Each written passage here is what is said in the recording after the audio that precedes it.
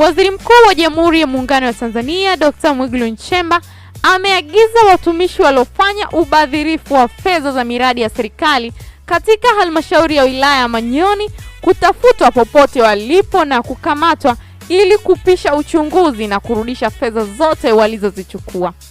Dr. Mwigulu ametoa agizo hilo siku ya jana tarehe 30 Mei 2026 wakati akizungumza na wananchi wa wilaya ya Manyoni mkoani Singida wakati wa ziara yake ya siku 2.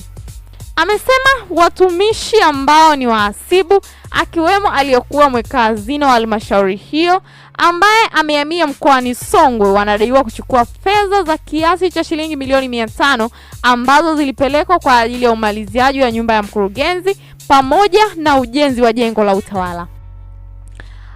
Pia amesema kwamba hata wavumilia wabadhirifu ambao wamekuwa wakitumia fedha za wanyonge, huku akikemea vikali ubadhirifu huo katika halmashauri zote hapa nchini.